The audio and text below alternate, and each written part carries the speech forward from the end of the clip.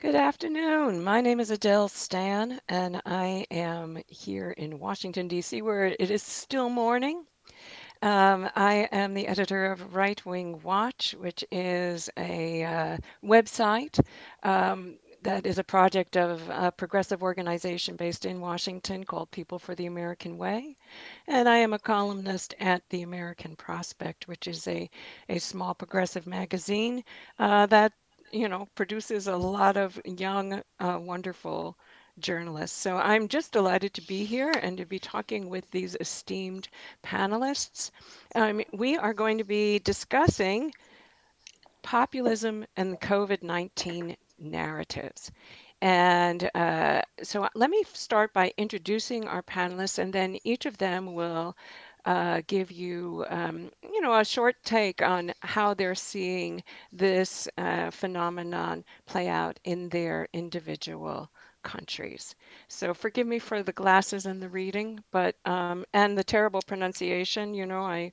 I'm really American. I speak one language. I'm so sad. Yeah, it's nothing like fulfilling a stereotype.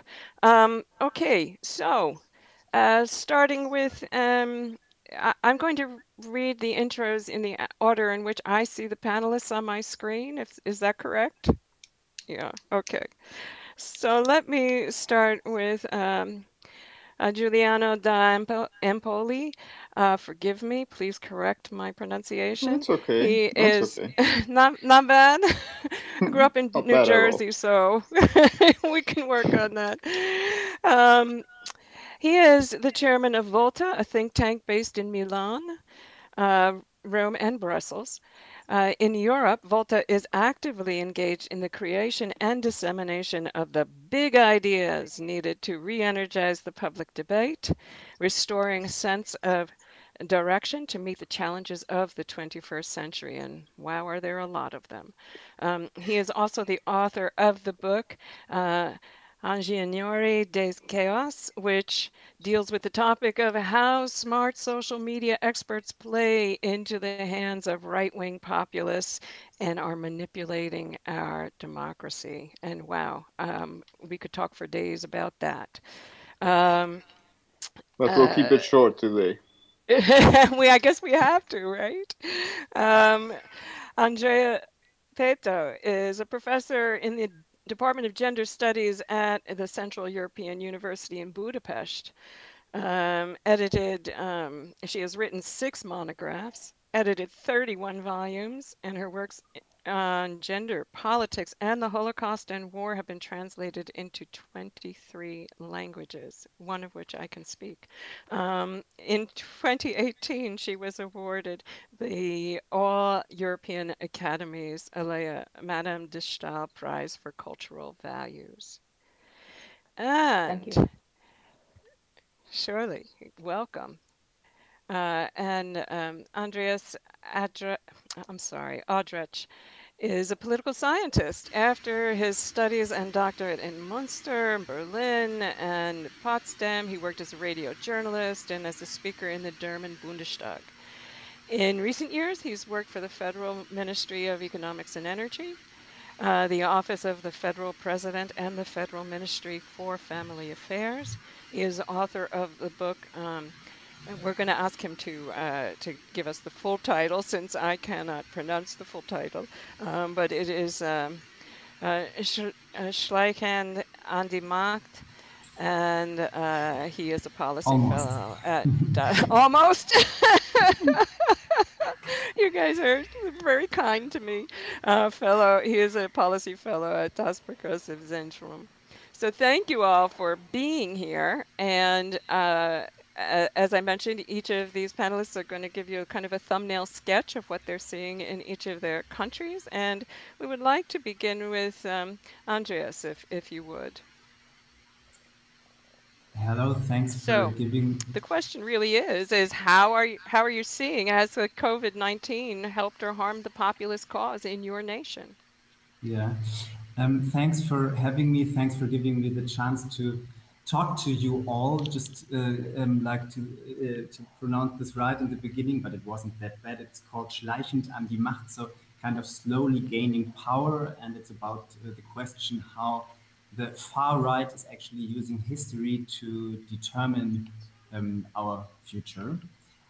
I will.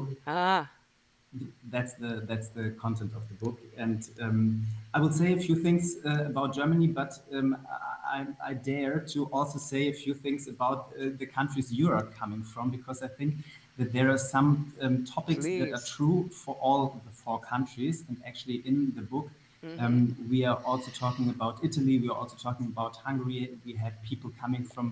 They are being very knowledgeable about these countries that gave us input there. So I'm trying to kind of make a few points that are maybe true for all of the 4 countries.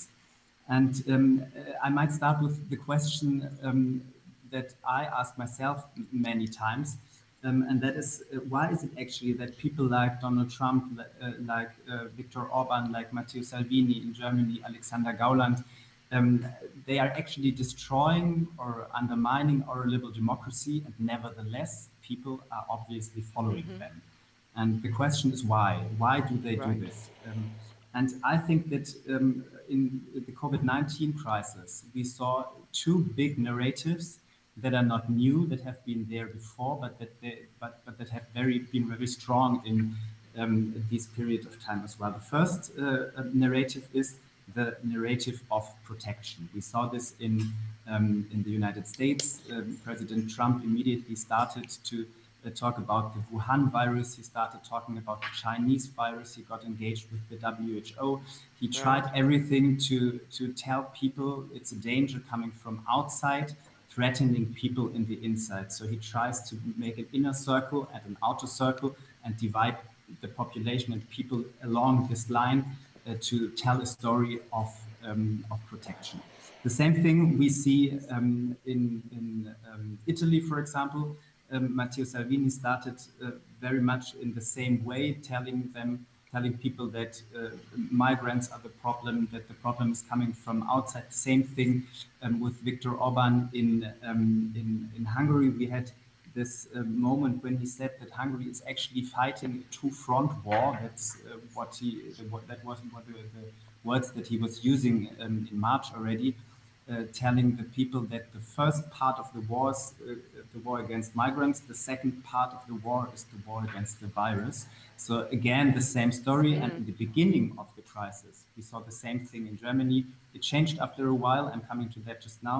But in Germany, the far right-wing party, the AfD, started with the same narrative in the beginning. So it's a racist narrative, it's a nationalist story that they are telling, and it's always the idea of protecting mostly white, Christian, traditional population from something coming from the outside.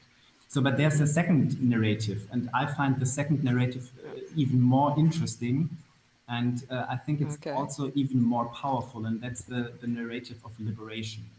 And starting again in the United States, at the same time, Donald Trump said it's the Wuhan virus, it's the Chinese virus, and looking at the outside, he Twittered things like liberate Michigan, liberate Minnesota, liberate Virginia, and he connected this even to ideas like the Second Amendment, so that means an idea of liberation fighting that is very strong in the conservative part of the United States. And we have seen something very similar in Hungary, as far as I see it, something that Viktor Orban is doing since many, many years already is putting himself in a long, long line of freedom movements, like starting with freedom movements from the 19th century against the Habsburgs, or the freedom fights against the Soviet Union in the 50s, in the 80s, and now it's him fighting a freedom fight again against Brussels, against the EU, freedom fight against the migrants, freedom fight against the virus, and so on.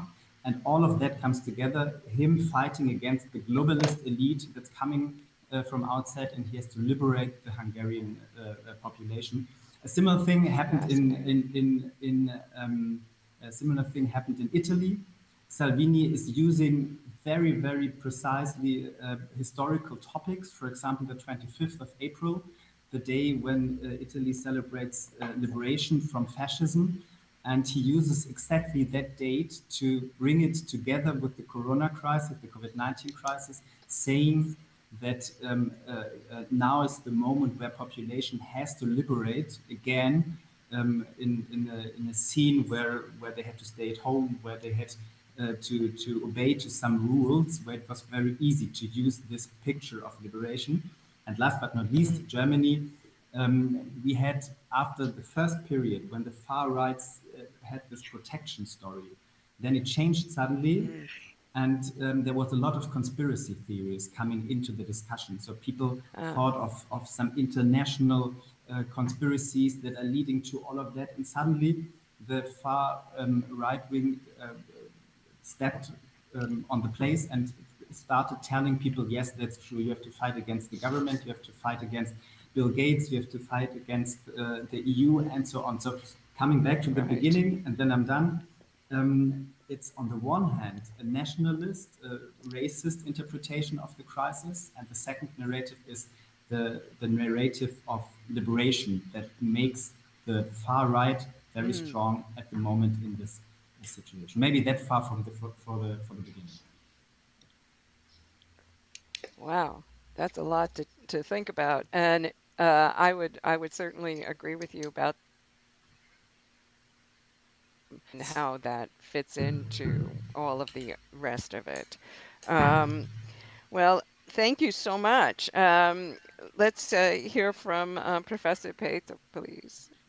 And how are things looking in Hungary vis-a-vis the coronavirus? How are you seeing the same thing that Andreas mentioned about Hungary? Do you see it in the same narrative? Thank you very much for the invitation. And my perspective is informed by the fact that I'm teaching at a university, which is the first university in exile in the European Union, moving from one European Union country, from Hungary to another one, to Austria.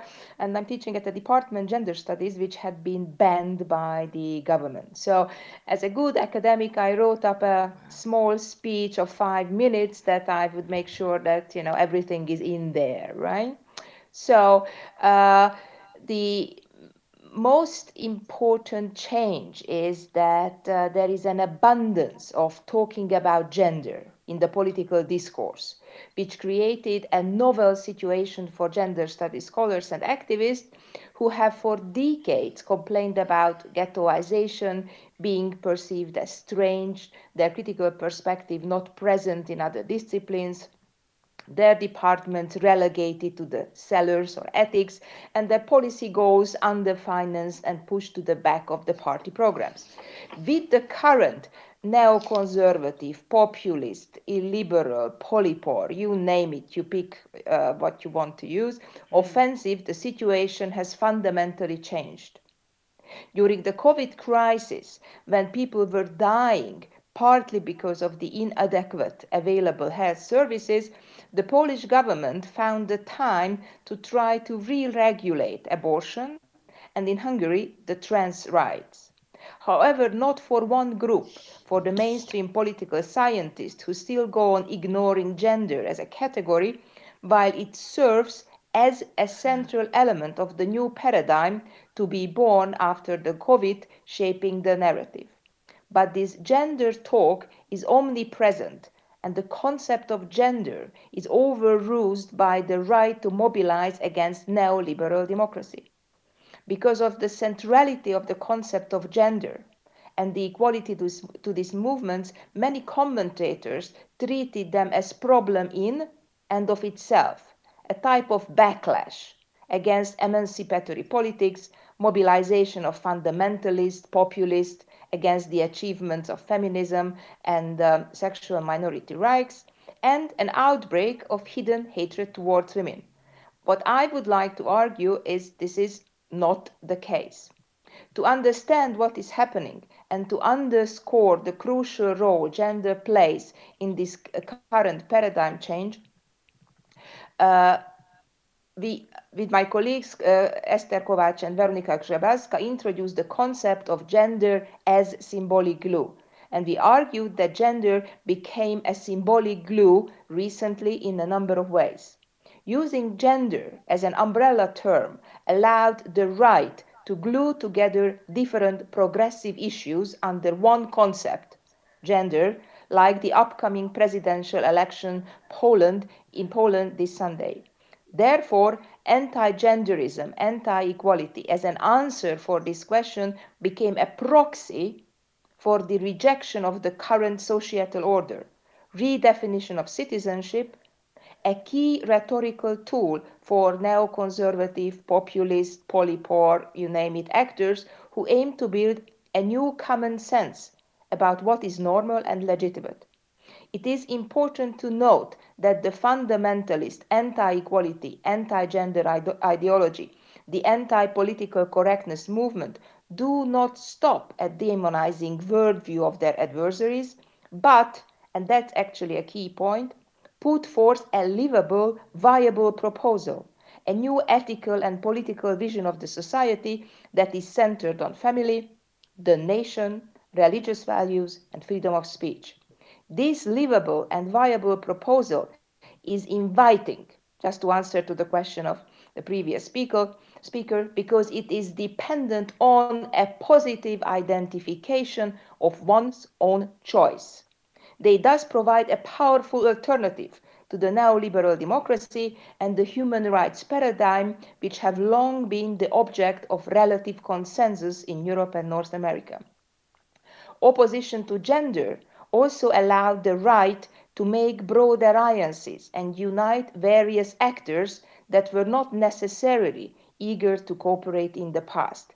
Different Christian churches, mainstream conservatives, far-right parties, fundamentalist groups, and in some countries even the football hooligans. Yet the success of the neoconservative revolution, which uses gender as symbolic glue, cannot be understood as purely a matter of powerful discourse and clever political mobilizing strategy. We need to recognize that this business as usual progressive politics is a part of the problem, not the solution. One way to do so is to start talking about the critique and the loss of popular support of progressive politics seriously and acknowledge that while neoconservatives surely give wrong answers, they often ask relevant questions and that resonate with the public on deep levels. There are groups who do not find the response given by progressive forces in the past decade convincing or appealing. All these questions are related to the undelivered promise of gender equality. Yet many progressives have not even dared to ask them, as self-criticism has been possible only in a limited framework of commonly shared dogmas, for instance in the sense that we are right but we have to communicate better to incite a civic awakening. This overabundance of gender in public discourse and the use of gender in the neoconservative, illiberal political mobilizations require a new self-critical strategy on the part of gender scholars and activists. After identifying we have lost, we should look at what we have and start using that for building up alternatives, not only alternative narratives, but alternatives till it is too late. Thank you. Thank you so much for that presentation. I'm sorry that I missed some of it, and I don't know if you can hear me. I'm getting a lot of feedback. I can hear you.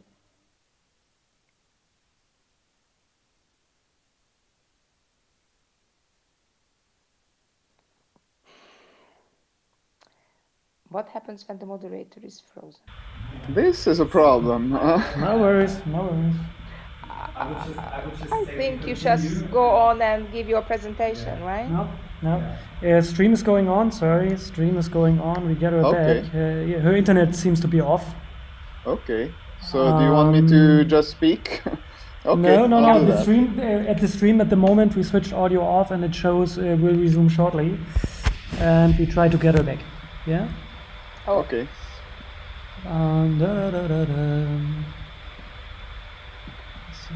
So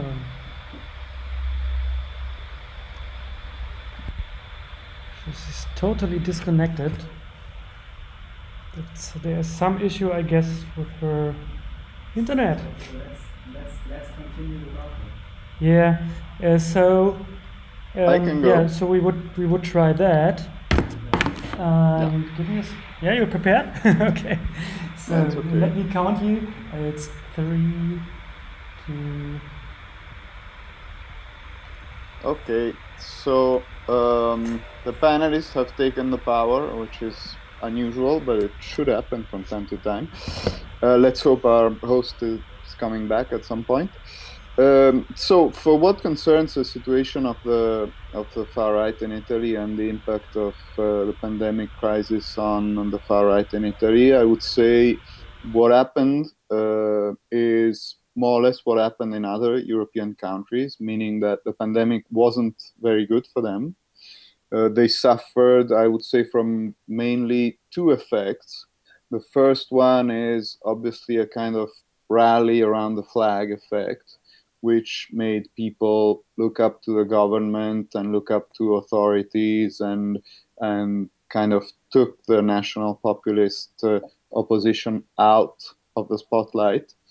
And the second one is that their main theme, which in Italy as elsewhere is immigration, didn't really play out well. I mean, it wasn't central in the debate anymore. As Andreas was saying, they tried to push some xenophobic interpretations and versions about the virus, but that didn't really play so well in the overall opinion. So I think it was a setback for the far right opposition in Italy, but you have to consider a few additional factors which would lead us to be a little bit more cautious about this assessment.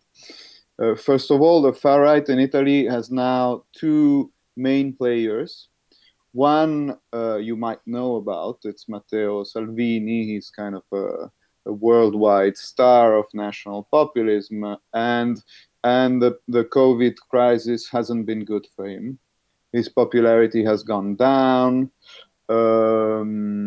His party is now polling around 22-23%, which is still high, but it's less high than it was before the crisis started. And of course, he had a series of problems. I mean, first of all, the ones I was talking about, but then also his party, the Lega, is actually in power in the regions that were worst hit by the pandemic. So in particular in Lombardy. And so, of course, I mean, he was in a kind of a difficult position, and for now, it hasn't been very good for him. But we do have an emerging far-right player in Italy, which is a party that used to be small called Fratelli Italia, which is really basically the post-fascist party. I mean, they come directly from they inherited the inheritance of the Movimento Sociale Italiano, which was the legal post-fascist party in after World War II. And they have a new kind of dynamic leader, a woman called Giorgia Meloni. And they did better because they did rally around the flag, and they had a kind of a more coherent way of interpreting the things in political terms. And so they're now polling around 17%, which is very high. They used to be around 5 or 6, and now they're around 17%. They're basically between the third and the fourth main Italian party now. And I think they will be able to take advantage of the next phase, because the next phase, I think, might play into their hands. There's a few themes that they can develop and exploit. Mostly three, I would say, probably. Number one, Andreas already talked about the liberate rhetoric. I think that is relatively strong in Italy. It's starting to play out now. It's problematic in Italy because most people are still very scared. And Salvini tried to play the liberate card again and again, but he did it too soon. And so it kind of backfired on him. And he did it even at the beginning of the pandemic, saying, well, there's no point to keep us in and all that stuff. So it kind of backfired.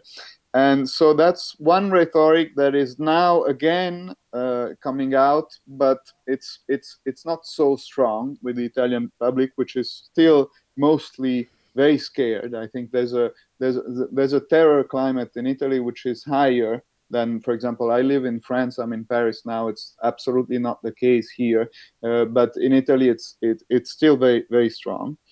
But two more themes I think will play out well. First of all, I think the sovereignty theme, obviously. There's a whole sovereignty, national sovereignty aspect to the thing. It's somehow natural to the virus in itself, who forced border closures and all that stuff. Right. But it's playing out in Italy in a kind of an anti-European key, which is very strong, has been reinforced by the virus, especially at the beginning. The first impression was that Italy was alone facing all this, and there was about a 20 percentage point drop in Europe's approval in Italy, which is really historic.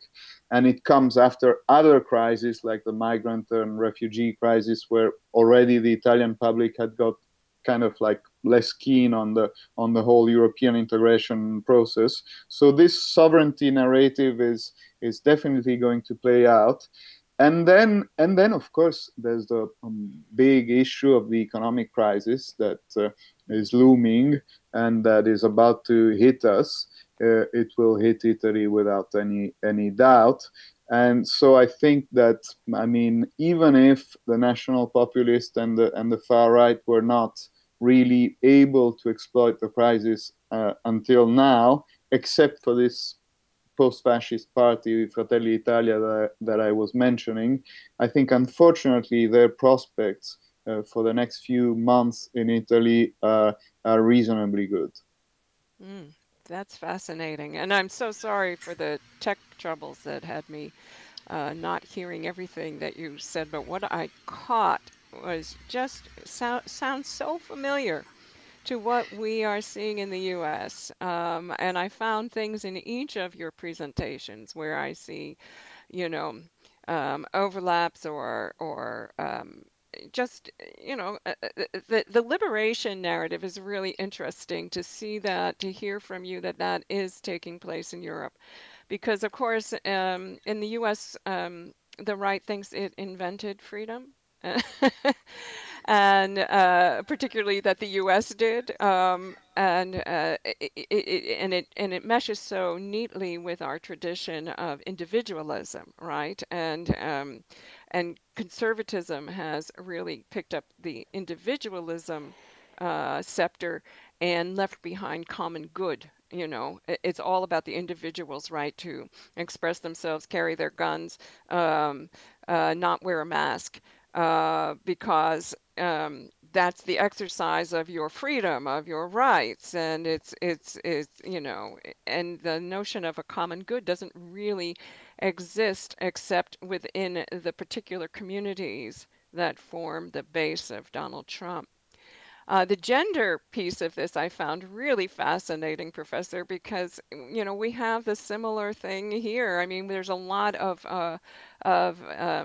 interaction between the Hungarian far right and the U.S. religious right, which many of whose leaders consider Orban to be a great hero because of this whole notion that somehow he is a protector of Christianity and I dare say Christendom. There's a kind of at least a metaphorical notion of Christendom.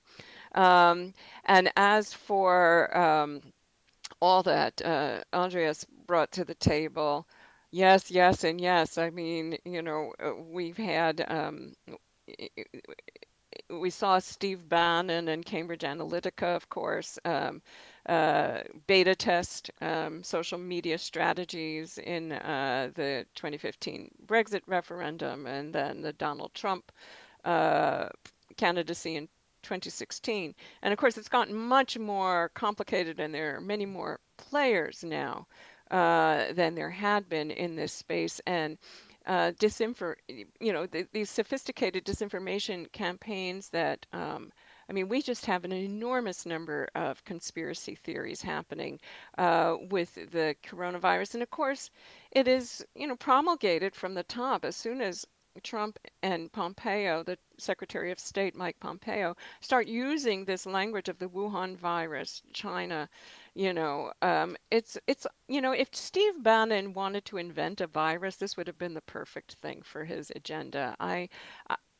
Trump himself is not doing well with the pandemic, and people are, I mean, even Republicans are struggling with the fact that 70% of Americans disapprove of his handling of the pandemic. However, his base remains his base. His disapproval numbers, are higher than they had been, but 55% of the American people disapprove overall of his job rating, and that means, at least 40% probably think he's fine. And because of the peculiarities of our presidential electoral system, where we have this electoral college, and it's not a straight popular vote, that system can be gamed. So we're seeing a whole lot of craziness. I mean, to the point of, we've had preachers claiming to have cures for the coronavirus so they can, make their dough on their YouTube channels. This required intervention by federal agencies to stop those kind of claims from being made. There's all kinds of conspiracy theories about how the virus got here, and of course, China is a great boogeyman for. At the present moment for this particular administration. So we are seeing quite a lot of similarities. I wouldn't say the same thing because that's the irony of all of this, right? It all seems to be part of a big project to bust up Europe and bust up international alliances, which it is, but it's predicated on nationalism.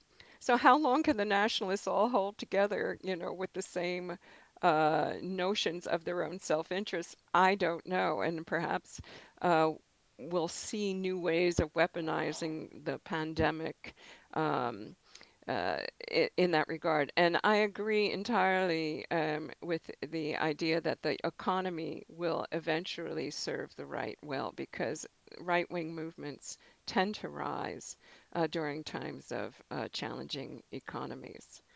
So I imagine we might have some questions from the audience coming up. So I would love to continue this discussion, but I hope that the audience is thinking about what questions they might want to ask of our panelists. So anybody have any response to my yammering here on the panel, and anything that they've seen happening on my side of the ocean that they feel relates to what's going on in their individual countries? I would like to Anybody? make a comment. I would like to make a Sure. comment about the how gender is and gender equality is missing from this debate. Although the pandemic was really not bringing anything new, but it only made visible which had been already there, namely Right. that the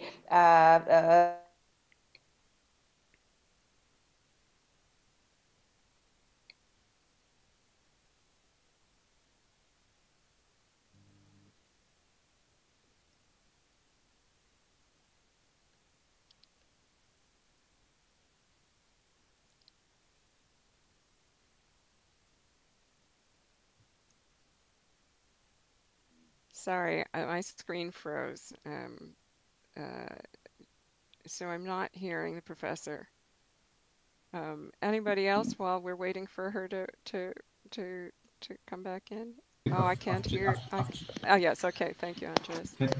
I can pick up the topic of gender when we are just talking about, because Andrea mentioned the fact that we see similar debates in Poland and in Hungary, for example, and it's the gender perspective when it comes to women, but it's also the perspective of transsexuals in Hungary. Orban just took all the rights of them, and the same thing is happening in Poland, that we see Right. at the same time that gay rights are taken from people, and it's the major topic in the Polish presidential campaign at the moment.